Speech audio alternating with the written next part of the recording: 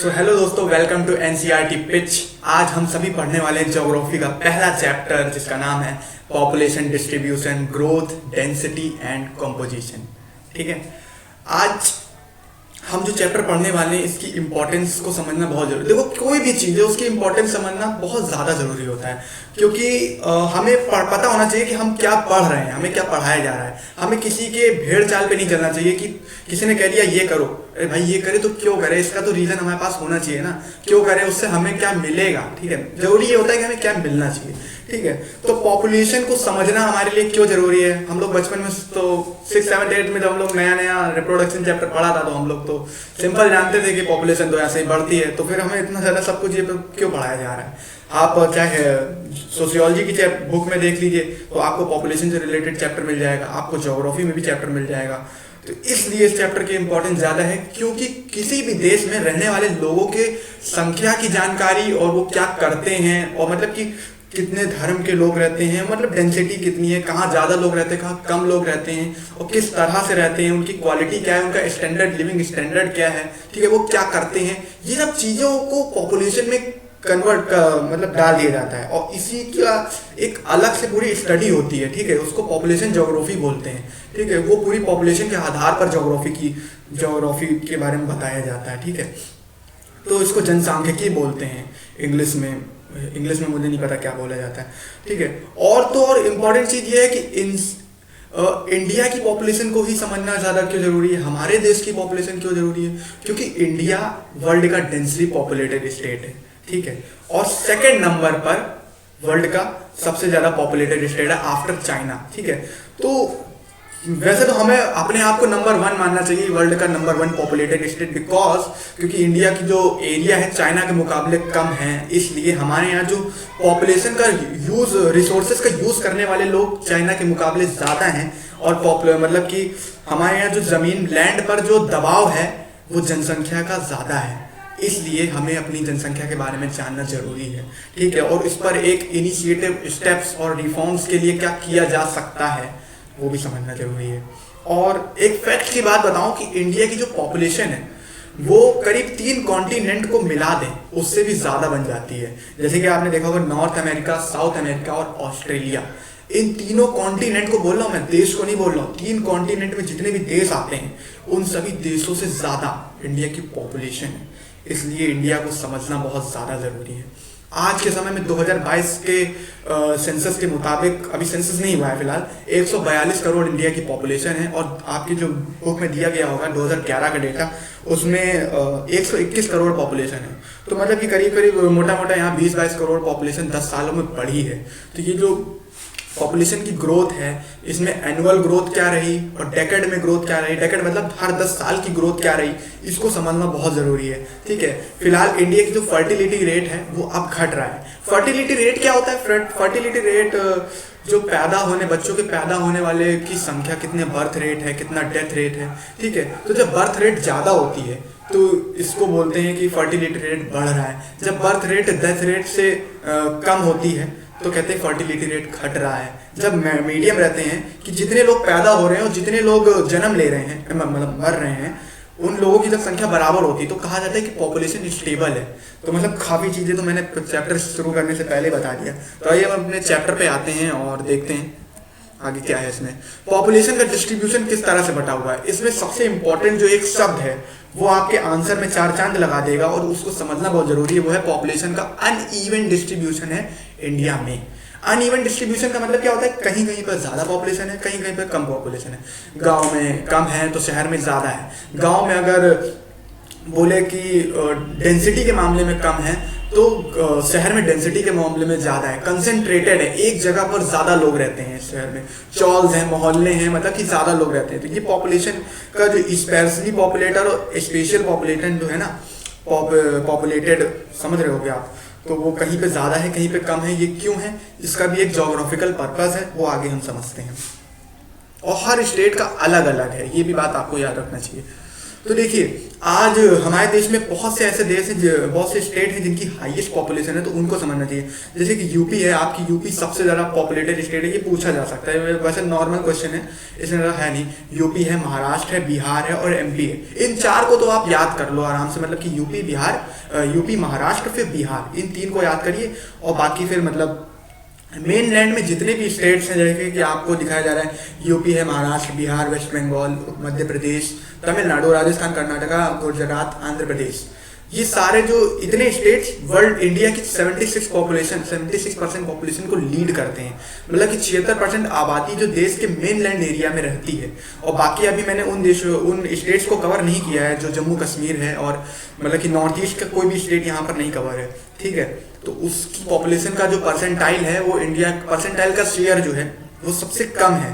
तो किन स्टेट्स का परसेंटाइल में शेयर कम है, ये भी हमारे लिए जानना बहुत ज़रूरी होता है। तो देखिए states with moderate population, moderate मतलब क्या होता है, जिसमें मतलब कि नॉर्मल पॉपुलेशन है। मॉडरेट जिनका मतलब कि देश की जो जनसंख्या है उसमें शेयर जो है मॉडरेट है, मतलब कि एक लेवल पे है। तो आसाम, हरियाणा, झारखंड, छत्तीसगढ़, केरला, पंजाब, गोवा, ठीक है, ये स्टेट जो है मतलब कि मॉडरेट पॉपुलेशन, मतलब कि नॉर्मल पॉपुलेशन है। और कुछ स्टेट्स हैं जिनका परसेंटाइल जो वर्ल्ड इंडिया की पॉपुलेशन शेयर में वो कम है। और वो स्टेट कौन से हो सकते हैं, आप बताओ। इंसानों के लिए बेहतर जगह रहने के लिए कहाँ होगी? अगर आपको कहीं घर लेना है तो आप घर कहाँ पे लेंगे? रेगिस्तान में लेंगे, रेगिस्तान में लेंगे, नदी किनारे लेंगे, या मतलब जंगल में लेंगे, ठीक है, पहाड़ों पे लेंगे, बीच पहाड़ पे ले लेंगे। आप कहाँ पर रहना ज़्यादा सूटेबल करेंगे? आपके लिए कहाँ ज़्यादा रहना बेटर होगा? आप खुद सोचिए। आप ज़्यादा प्लेन एरिया में रहना कोशिश करेंगे, प्रेफर करेंगे, जहाँ पर अच्छी खेती होती है, इरिगेशन है, जहाँ पर जो शहर के नज़दीक है, जो शहर से जुड़ा हुआ है, जहाँ पर मतलब कि वहीं पर लोग ज़्यादा बसेंगे, जो एरिया समतल है, जहाँ पर डेवलपमेंट करना आसान है, जहाँ पर सबसे इंपॉर्टेंट चीज़ है डेवलपमेंट और खेती करना, ठीक है। इंपॉर्टेंट यही है कि हम वहाँ पर रह लें और वहाँ पर खा लें, पहली इंपॉर्टेंट चीज़। फिर जब हम रह लेंगे, खा लेंगे, फिर आगे क्या करेंगे? इंडस्ट्री सेटअप करेंगे अपना रहने का, फिर वहाँ पे डेवलपमेंट, इंफ्रास्ट्रक्चर सब फिर आगे सेटअप होने लग जाएगा। तो देखो जो स्टेट कम पॉपुलेशन जो जिनका शेयर है, जैसे जम्मू कश्मीर, उत्तराखंड, हिमाचल और जितने भी नॉर्थ ईस्टर्न स्टेट हैं आसाम को छोड़कर, वो और जो कुछ यूनियन टेरिटरी हैं जिनमें दिल्ली को छोड़कर, वो सारे लो पॉपुलेशन में आते हैं। क्योंकि ये सारे एरिया जो हैं, आपने देखा होगा जम्मू कश्मीर हिमालय की गोद में बसे ये सारे शहर हैं, देश राज्य हैं, ठीक है। आसाम को क्यों नहीं किया जाता है? क्योंकि आसाम में जो ये ब्रह्मपुत्र का प्लेन है, पूरा प्लेन एरिया है, ठीक है। तो ये प्लेन एरिया में ज़्यादा पॉपुलेशन है, ठीक है, इसलिए आसाम का परसेंटाइल मतलब कि इन और बाकी जो स्टेट है नॉर्थ ईस्टर्न स्टेट के परसेंटाइल के मुकाबले कम है, ठीक है, मतलब ज़्यादा है, sorry. Density of population, population की डेंसिटी क्या होती है? घनत्व, जनसंख्या का घनत्व। हिंदी वाले बच्चे भी सुन रहे होंगे तो उनको जनसंख्या का घनत्व को मतलब नहीं पता होगा। 1 किलोमीटर में रहने वाले लोगों की संख्या कितनी है? मतलब कि एक मोहल्ला है, 2 मोहल्ला मान लो, 2 मोहल्ले हैं, वो 1 किलोमीटर के दायरे में है, ठीक है। एक मोहल्ले में रहते हैं 1000 लोग, एक मोहल्ले में रहते हैं 1200 लोग, ठीक है। इन दोनों लोगों को जब हम जोड़ देंगे तो हो जाएंगे 2020 लोग, ठीक है। तो ये 2020 लोग 1 किलोमीटर में रहते हैं। अब हम कहते हैं कि एक किलोमीटर के अंदर में अगर एक ही मोहल्ला है या एक ही छोटा सा गांव है तो वहाँ पर कम लोग रहेंगे। तो 1 किलोमीटर में कहीं पर ज़्यादा लोग रहते हैं, 1 किलोमीटर में कहीं पर कम लोग रहते हैं। तो जहाँ ज़्यादा लोग रहते हैं वहाँ कहेंगे डेंसिटी ज़्यादा है, जहाँ कम लोग रहते हैं वहाँ कहेंगे 1 किलोमीटर में डेंसिटी कम है, ठीक है। तो इस तरह से पॉपुलेशन की डेंसिटी जो है बढ़ी। तो इंडिया में डेंसिटी को समझना ही सबसे इंपॉर्टेंट है। अगर इस डेंसिटी को नहीं जानेंगे तो हम जनसंख्या का जो दबाव है, पॉपुलेशन का जो रिसोर्सेज का यूज है, उसको नहीं समझ पाएंगे। तो आपने देखा होगा कि अकॉर्डिंग टू, जैसे कि आपकी बुक में लिखा है, अकॉर्डिंग टू 2011 382% एक किलोमीटर में रहते हैं। ये पूरे इंडिया का है। हर स्टेट का अपना अपना अलग लेवल पे होता है, हर गांव का अपना अलग लेवल पे होता है, ठीक है। मतलब कि हमें फिलहाल अभी इंडिया लेवल पे पढ़ना है, हमें बहुत ज़्यादा डीप में नहीं जाना है, ठीक है। फिलहाल हम बता दें कि 50 सालों में इंडिया की पॉपुलेशन की जो डेंसिटी है वो 260% पर स्क्वायर किलोमीटर से बढ़ी है। पहले हमारी 1951 में 117 लोग 1 किलोमीटर में रहते थे, लेकिन आज 260 लोग बढ़कर 382 लोग रहते हैं 1 किलोमीटर में। ये 2011 का है, अभी ये आपका 400 पार हो चुका है। फिलहाल ये डेटा अभी 486 कुछ है, 460 आई थिंक। फिलहाल आगे हम बढ़ते हैं। Spatial pattern of population density in India. Spatial क्या होता है? स्थानीय वितरण। स्थानीय मतलब कि स्टेट वाइज वितरण किस तरह से बता हुआ, डिस्ट्रीब्यूशन किस तरह से है, ठीक है, उनकी डेंसिटी के आधार पर हम पढ़ेंगे। कुछ जो स्टेट्स हैं उन इंडिया के, वहाँ पर कम पॉपुलेशन है, कुछ ज़्यादा है, बहुत नॉर्मल सी बात है।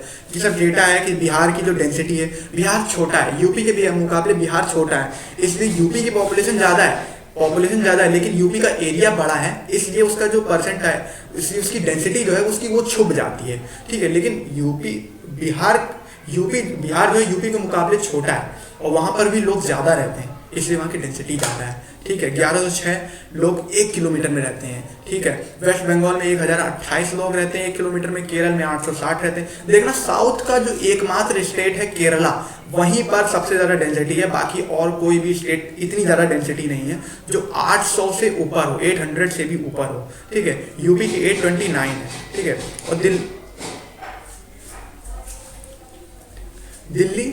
और दिल्ली की डेंसिटी सबसे ज़्यादा है 11,320, ठीक है। तो यहाँ पर हमें क्लियर हो जाता है कि मॉडरेट डेंसिटी, और हाँ इंपॉर्टेंट चीज़ ये है, मॉडरेट पॉपुलेशन डेंसिटी कहाँ पर है। जैसे कि मॉडरेट किसको कहते हैं? जो मतलब कि समझ लो 800 से कम हो जाए, या मतलब कि 800 से कम रहे, क्योंकि आपको 800 दिख रहा है, 850, तो जो 800 से कम है वो मॉडरेट में आ जाएंगे, ठीक है। लो में कौन आ जाएंगे? जो आपके 500 के, 300 के, 200 के नीचे जो रहते हैं वो लो में आ जाएंगे पॉपुलेशन डेंसिटी में, ठीक है। सो दोस्तों, अभी तक हमने पढ़ा कि मॉडरेट डेंसिटी पॉपुलेशन के हिसाब से पढ़ा, स्टेट और यूटीज के हिसाब से पढ़ा। नेक्स्ट अब हम पढ़ेंगे यहाँ पर जो लो डेंसिटी पॉपुलेशन में कौन कौन से, ये सब डेटा आप याद रख लेना, क्योंकि हमारे देश में आप सोचिए कहीं पर 1,11,320 लोग रहते हैं 1 किलोमीटर में, तो कोई जगह ऐसी भी है जहाँ पर केवल 1 किलोमीटर में 17 लोग रहते हैं, और क्या पता 17 से भी कम रहते हैं, ठीक है। और ये तो पूरे स्टेट का है, कहीं कहीं पे तो 1 किलोमीटर में कोई रहता ही नहीं है, ठीक है। तो ये हमारे देश के लिए जानना बहुत ज़्यादा जरूरी है। उसके बाद मिजोरम में 52 लोग रहते हैं, जम्मू कश्मीर में 56 लोग रहते हैं, सिक्किम में 86, नागालैंड में। अच्छा, नागालैंड के बारे में आपको एक फैक्ट बता दूं कि नागालैंड की पॉपुलेशन एकमात्र ऐसा स्टेट है, ये पूछा जा सकता है, मान लो अगर पूछा जाए तो तुम क्या बताओगे? नागालैंड एकमात्र ऐसा स्टेट है जिसकी पॉपुलेशन घटी है 10 सालों में। पूछा जाए ऐसा कौन सा स्टेट है जिसकी पॉपुलेशन 10 सालों में घटी है, ठीक है, तो बता देना नागालैंड है, ठीक है। फिलहाल आप आगे बढ़ते हैं, ये टॉपिक कवर हो गया है। पॉपुलेशन की ग्रोथ के बारे में आपको मैंने बताया था कि कैसे the growth of population refers to the change occurring in the number of person living in a particular area, 2 points of the time it is expressed in the percentile, 2 component in the force। हाँ, तो बस वही है कि मतलब जो मैंने आपको समझाया था कि एक समय में रहने वाले लोगों की जो संख्या है, मतलब कि देखो क्या होता है ग्रोथ ऑफ पॉपुलेशन, आप कैसे समझोगे? मान लो आज हम यहाँ पर खड़े हैं, हम इस घर में रह रहे हैं, ठीक है। हमारे पास जो पॉपुलेशन वाले डेटा वाले लोग हैं सर्वे करने वाले, उन्होंने बता दिया, तो वो लोग हमें क्या कहेंगे? हम लोग तो यहीं के निवासी हैं। एड्रेस गवर्नमेंट क्यों पूछती है? हर चीज़ में एड्रेस क्यों जरूरी होता है? क्योंकि परमानेंट एड्रेस इसलिए जरूरी होता है क्योंकि उस जगह के डेटा की जानकारी होगी, ठीक है, तभी तो हमको यहाँ के जो रिसोर्सेज है, राशन कार्ड फला जितना भी स्कीम है यहाँ के हिसाब से मिलेगी, इसलिए, ठीक है। अब मान लो हम कल को वहाँ रहने लग जाएंगे, तो वहाँ के हमें अपना एड्रेस चेंज करवाना पड़ेगा, ठीक है, वहाँ का एड्रेस करवाना पड़ेगा, वहाँ की योजनाओं का यूज़ करेंगे, दूसरी जगह की योजनाओं का। तो इसलिए हमारे लिए मतलब कि पॉपुलेशन की ग्रोथ एक समय पर मान लीजिए हम अभी यहाँ रह रहे हैं, अभी वहाँ रह रहे हैं, तो ठीक है, अब मान लो 10 लोग अभी यहाँ पे रहते हैं, कल यही 10 लोग उठ के दूसरी जगह जाके रहने लग जाएं, दिल्ली में रहने लग जाएं, तो पॉपुलेशन कहाँ बढ़ेगी?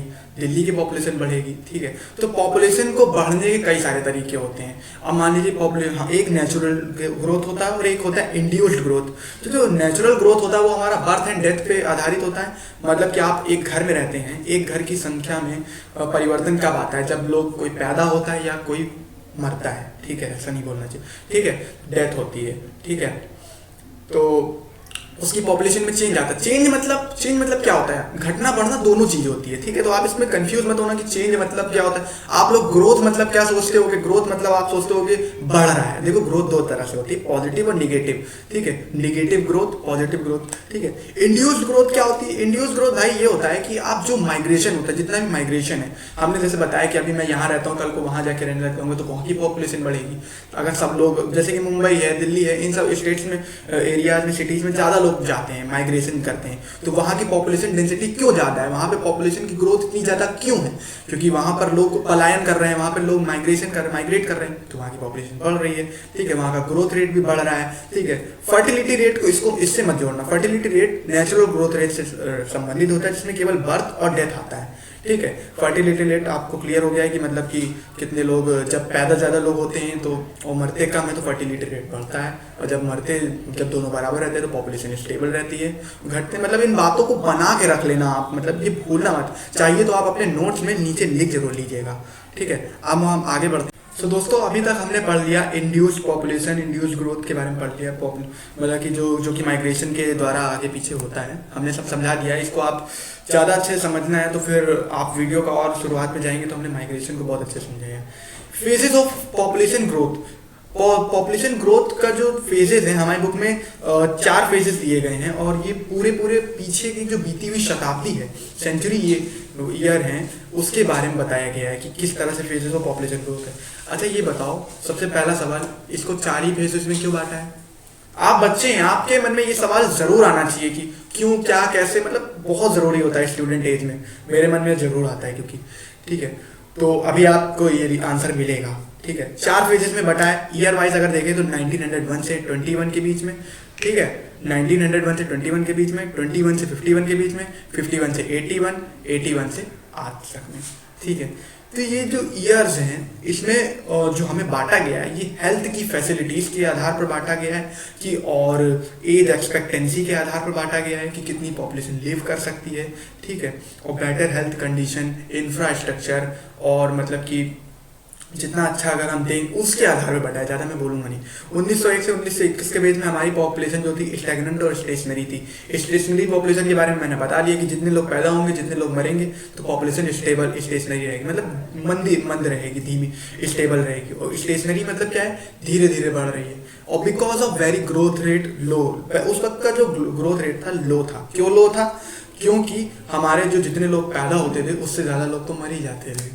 ठीक है, और सबसे बड़ी चीज़ है 1919 में जो इस ईयर में इस फेज में कवर हो जाता है, उस वक्त पे प्लेग महामारी आ गई थी, और उस वक्त पे इंडिया की नेगेटिव ग्रोथ हो गई थी पॉपुलेशन में। मतलब कि मरने वाले लोगों की संख्या इतनी ज़्यादा थी कि देश की जो टोटल पॉपुलेशन है, मतलब कि जितने पैदा हो रहे हैं उतने, उससे ज़्यादा तो मर ही रहे थे, और जो टोटल पॉपुलेशन है उसमें भी लोग घट रहे थे। समझ रहे हैं? अभी तक क्या होता है कि पॉपुलेशन जितने पैदा होते हैं उतने मरते हैं, तो पॉपुलेशन क्या होता है पता नहीं चलता है हमें कि कितनी पॉपुलेशन, हमें लगता है कि पॉपुलेशन बढ़ रही है, लेकिन पॉपुलेशन घट गई थी। ठीक है, फिलहाल 21 से 51 के बारे में आगे हम आते हैं। तो स्टेडी पॉपुलेशन ग्रोथ, ये मतलब आप जानते हो कि ये नेशनलिस्ट मूवमेंट वाला वक्त होता है, गांधी जी वाला वक्त होता है, वर्ल्ड वॉर का भी वक्त होता है। इन सब देखो, हम इन घटनाओं से पॉपुलेशन पर क्या असर पड़ता है, ये वर्ड आपको, इसकी जानकारी आपको स्टेडी वर्ड में मिल जाएगी। स्टेडी मतलब क्या होता है? धीरे धीरे बढ़ रही है, मतलब एक अच्छी खासी मंद गति से, मॉडरेट बोला जाता है, बढ़ रही थी पॉपुलेशन। क्यों? क्योंकि इस वक्त पे बोला जाए कि मेन जो सिटीज़ थी इंडिया की, दिल्ली, मुंबई और कैलकाटा, तो यहाँ पर हेल्थ फैसिलिटीज़ अवेलेबल होना शुरू हो गई थी, और भले ही बहुत ही सीमित मात्रा में थी, लेकिन इसका जो लोग यूज़ करने लग गए थे, जिससे कि जो बहुत से, देखो इसमें 2 टर्म आते, चाइल्ड मोर्टेलिटी रेट और इन्फेंट मोर्टेलिटी रेट, मतलब कि मातृ मृत्यु दर और शिशु मृत्यु दर, इसको हिंदी में बोलेंगे, हिंदी वाले बच्चों के लिए। तो बहुत से बच्चे होते जो 1 साल की उम्र को, अपनी पहला 1 साल की उम्र है उसको पूरा करने से पहले ही मर जाते थे। ठीक है, और बहुत सी माएँ हैं वो बच्चे को जन्म देने से पहले ही, बच्चे को जन्म देते वक्त या मतलब कि उसी वक्त ही मर जाती थी। तो ये जो ये क्यों हमें जानना जरूरी है? क्योंकि ये हमारे हेल्थ इंफ्रास्ट्रक्चर को दिखाता है, हमारी हेल्थ फैसिलिटीज़ को दिखाता है कि हमारा हेल्थ सिस्टम इतना भी मजबूत नहीं था उस वक्त पे कि उस माँ की या उस बच्चे की जान बचा सके। इसीलिए तो गवर्नमेंट ये कुपोषण, मेल न्यूट्रिशन और ये महिलाओं के लिए इतनी सारी योजनाएं लाती है। ठीक है, और फिर आगे क्या होता है, आगे हम 51 से 81 के वक्त में पॉपुलेशन एक्सप्लोजन हुआ। ये टर्म मुझे ऐसा लगता है कि पॉपुलेशन आपके टेस्ट में जरूर पूछा जाएगा। पॉपुलेशन एक्सप्लोजन क्या होता है? जब अच्छी ग्रोथ होती है, अच्छी ग्रोथ कब होगी? जब फैसिलिटीज अच्छी होगी, अच्छे मतलब कि उद्योग सेटअप होंगे, और अगर मान लो माइग्रेशन ज़्यादा हो रहा है तो भी होगा। ठीक है, तो पॉपुलेशन ग्रोथ उससे ज़्यादा होगी। और आपको पता है कि 51 से 81 के बीच में इंडिया 3 भागों में टूट गया था, पाकिस्तान, बांग्लादेश और खुद इंडिया। तो कितने बड़े पैमाने पे जो माइग्रेशन हुआ था, बंटवारे हुए थे, तो उससे जो जनसंख्या में हमारा काफ़ी ज़्यादा बड़ा बदलाव आया था। और इसीलिए हम और तो और फैसिलिटीज़ हेल्थ की इतनी ज़्यादा अच्छी थी कि हमारा जो फर्टिलिटी रेट था वो बढ़ने लग गया था और डेथ रेट था वो घटने लग गया था। ठीक है, तो एक फर्टिलिटी रेट होना भी अच्छी बात होती है। ठीक है, फिलहाल हम 81 से अब प्रेजेंट की बात करें तो अब जो क्या है, हमारा जो फर्टिलिटी रेट, एनुअल जो ग्रोथ रेट है वो घट रहा है।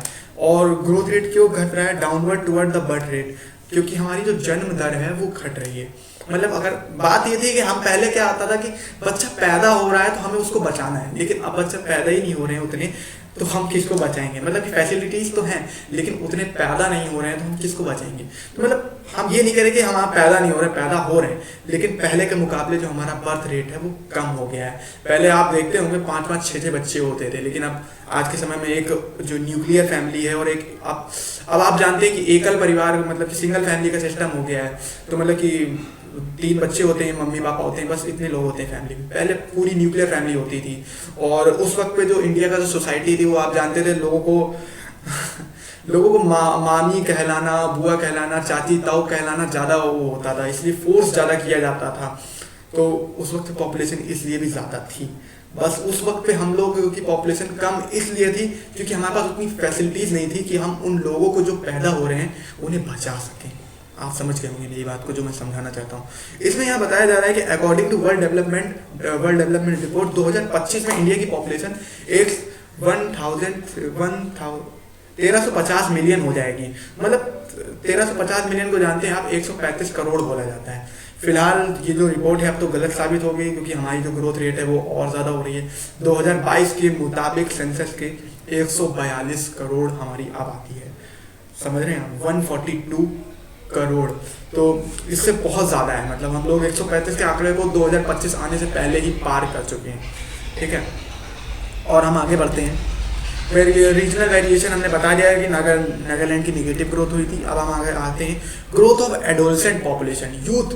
इसमें इस टॉपिक में सबसे इम्पोर्टेंट जो टॉपिक रहेगा आपका national youth population policy government की रहेगी। ये जरूर पूछा जाएगा, मेरा मानना है, क्योंकि काफ़ी ज़्यादा इसमें ऐसी चीज़ें हैं जो कई बार आ चुकी हैं पेपर में। National youth policy 2003। ठीक है, फिलहाल एडोलसेंट पॉपुलेशन का होना बहुत ज़रूरी होता है। अगर किसी देश में अगर युवाओं की आबादी कितनी होती है? जिनकी उम्र 15 साल से 59 ईयर्स की एज है, इतनी एज ग्रुप की जो आबादी है, मतलब की जो पॉपुलेशन है, ये अगर ज़्यादा होगी तो उस देश को कहा जाएगा वो देश जवान है। लेकिन अगर हमारी जो 60+ वाली आबादी ज़्यादा हो गई है, ठीक है, तो हमारा देश कहा जाएगा बूढ़ा है। जैसे कि जापान को बूढ़ा देश कहा जाता है। ठीक है, चाइना की पॉपुलेशन भी अब ओल्ड होती जा रही है, आपने कहीं न्यूज़ पे सुना ही होगा ज़रूर। और अगर हमारी पॉपुलेशन जो है, जब बच्चे ज़्यादा होते हैं तो पूछा जाता है पॉपुलेशन आगे जो आने वाले समय में पॉपुलेशन का जो ग्रोथ है और जो आने वाली जो एक्सपेक्टेंसी है, मतलब कि लाइफ एक्सपेक्टेंसी के बारे में ये होता है कि पॉपुलेशन बढ़ेगी या नहीं बढ़ेगी, ये शो करता है। ठीक है, तो देश अभी बच्चा है, अगर ज़्यादा पॉपुलेशन है, ठीक है, बच्चों की आबादी ज़्यादा है। फिलहाल अगर हम यहाँ पे बात कर ले 71 के सेंसस के मुताबिक 21% ग्रोथ हुई है डेकेडल की, और डेकेडल ग्रोथ 12.5% इंडिया के 2011 पे मुकाबले। 4th प्लेस इन इंडिया की चौथी है। तो 10 इंडिया की जो वर्ल्ड में जो रैंकिंग है एडोलसेंट पॉपुलेशन में, वो 4th नंबर पर आती है। लेकिन अगर हम इस एज ग्रुप को अगर 15 से 59 ईयर्स का कर दें तो इंडिया की सबसे ज़्यादा यूथ आबादी है, हमारे पास सबसे ज़्यादा यूथ पावर है, जिसका हम यूज़ करके आने वाले समय में बहुत बड़ा इंडिया को, जो कहते हैं ना ये हमारा अमृत काल चल रहा है, ये हमारा 25 साल, अगर हम इस साल में इन 25 साल में डेवलप नहीं हुए तो आने वाले समय में हम बूढ़े हो जाएंगे, हमारे पास जो वर्क फोर्स होगा हमारे पास वो ख़त्म हो जाएगा।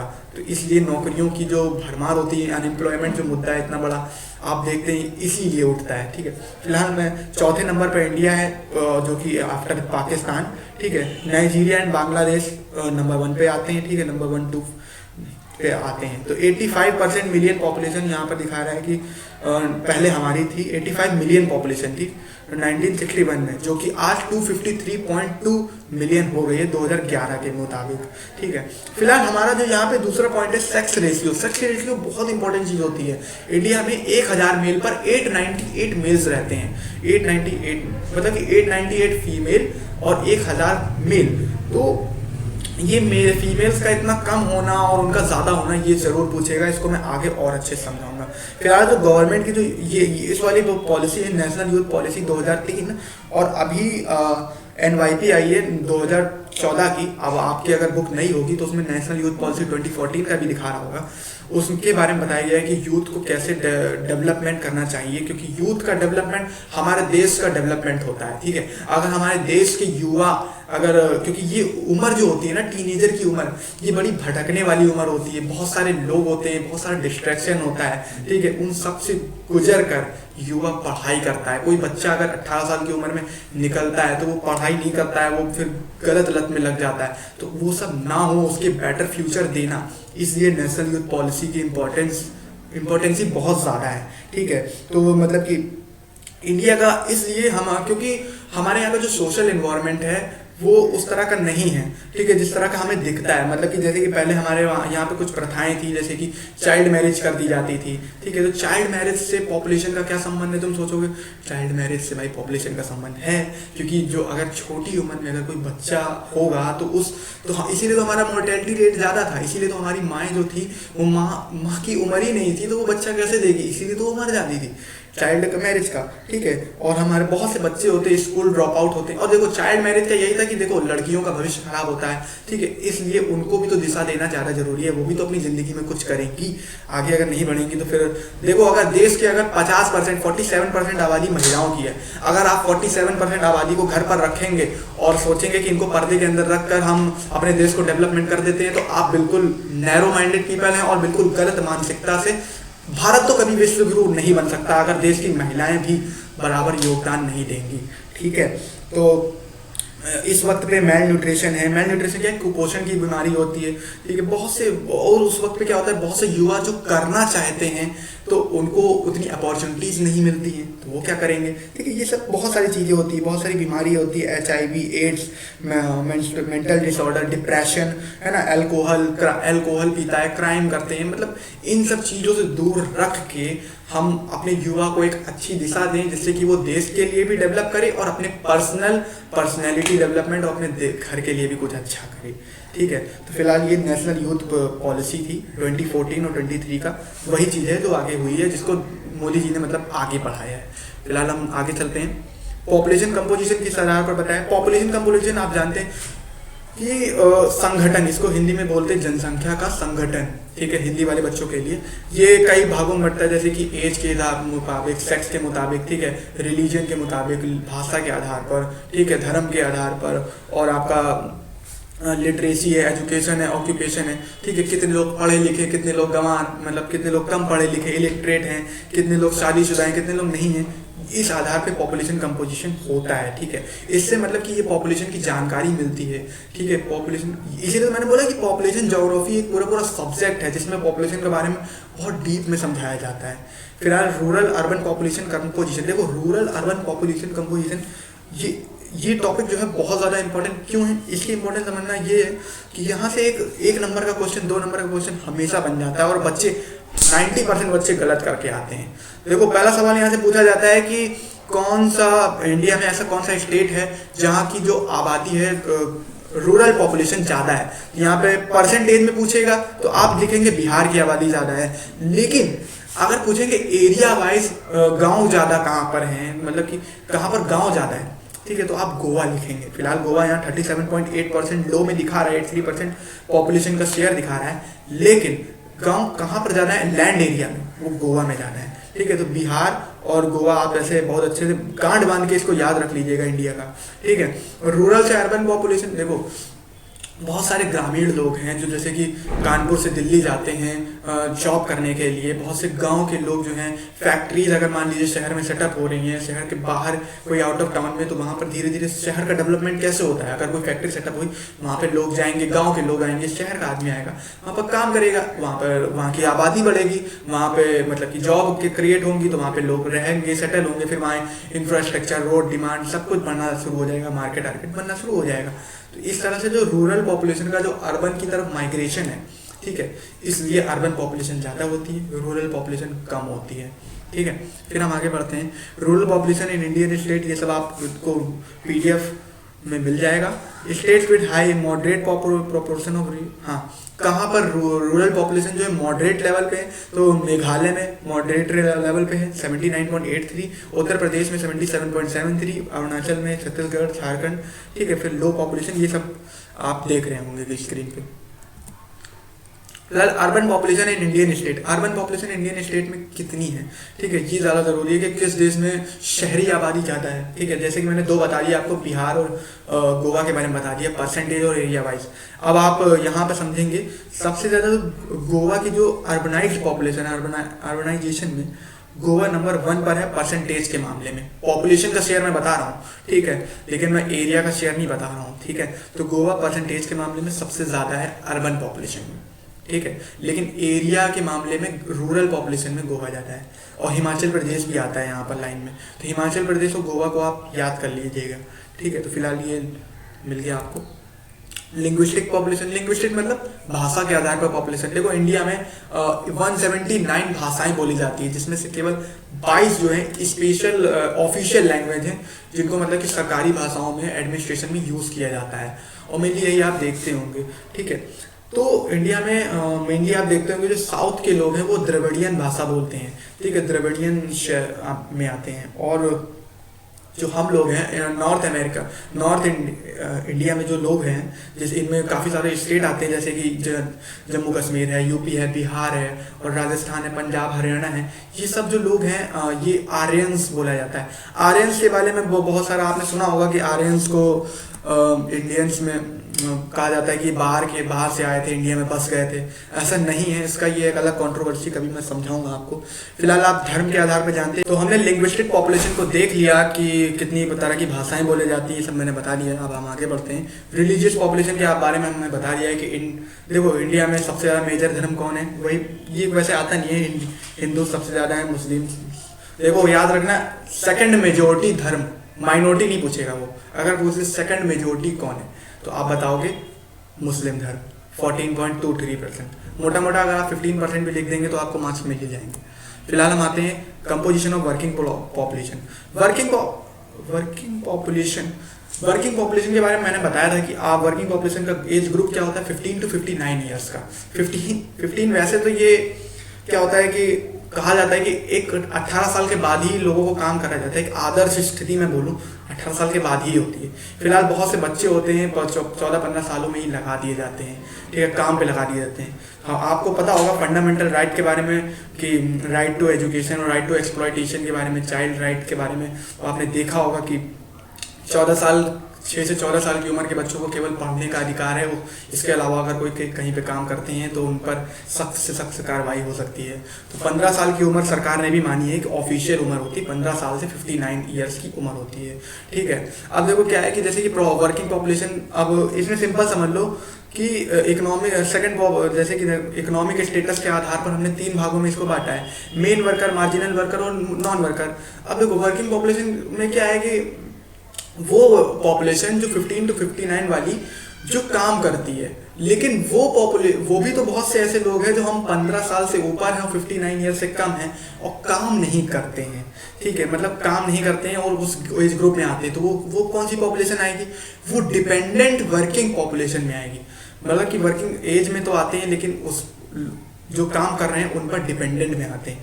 मेन वर्कर और मार्जिनल वर्कर ये 6 महीने के हिसाब से कहा गया है। जो एक साल में कम से कम 6 महीने से ज़्यादा काम करता है उसको मेन वर्कर में गिना जाता है, और जो एक साल में 6 महीने से कम में काम करता है उसको मार्जिनल वर्कर कहा जाता है। नॉन वर्कर मैंने बता दिया कि जो डिपेंडेंट होते हैं, एज ग्रुप तो है लेकिन वो डिपेंडेंट होते हैं, तो वो आता है। और एक बड़ा इंपॉर्टेंट फैक्ट है, ये देख लिया मोटा मोटा यहाँ पे लिखा है 40% जो आबादी है हमारी वो वर्किंग पॉपुलेशन है, और जिसमें 60% लोग उन पर डिपेंडेंट है। तो आपको यहाँ पे दिख रहा होगा कि 15 to 59 ईयर्स की उम्र के लोग जो हैं वो आते तो एज ग्रुप में हैं लेकिन उनके पास कोई स्टेबल नौकरी नहीं है। तो 60% लोगों के पास, हमारे युवाओं के पास नौकरी नहीं है, इसीलिए अनएम्प्लॉयमेंट वाला फैक्टर यहाँ पर आ जाता है कि जो 60% लोग हैं वो 40% लोगों पर डिपेंडेंट है। फिलहाल हम ऑक्यूपेशनल कैटेगरी में बात करें तो देखो हमारा देश एक कृषि प्रधान देश है। हमारे देश में 57% गांव पॉपुलेशन जो है रूरल एरियाज में रहती है। फिलहाल आपके डेटा आप 2011 के अनुसार जो आपकी बुक में दिया गया है 68% है। तो हमारे यहाँ जो कौन ज़्यादा होंगे? रूरल में लोग खेती ज़्यादा करते हैं, तो 54.6% लोग जो हैं खेती करते हैं। और हाउस होल्ड लेबर कौन कौन से? हाउस होल्ड लेबर होता क्या है, बहुत से बच्चों को डाउट रहता है। ऐसे लेबर इसमें महिलाएं आ जाती हैं, लघु उद्योग होता है जो घरों से चलता है, ठीक है। बताशे बनाने का काम होता है, बहुत से ऐसे दुकान जो है लोग औरतें बनाती हैं, तो घर से काम करती हैं, जो काम घर से कर शुरू हो उसको हाउस होल्ड में आ जाता है। जो अपना जनरल स्टोर घर पे खोल दिया, घर की दुकान खोल दी है, तो ये हाउस होल्ड लेबर में आ जाते हैं। 3.8% हो गया। अदर वर्कर 41.6% है, ठीक है, 2011 के अनुसार। अदर वर्कर में कौन आएगा? जो आपका कॉमर्शियल क्लास है, बिजनेस वाले वर्कर हैं, बैंक वैंक जाते हैं, वो 41.6% में आ जाता है।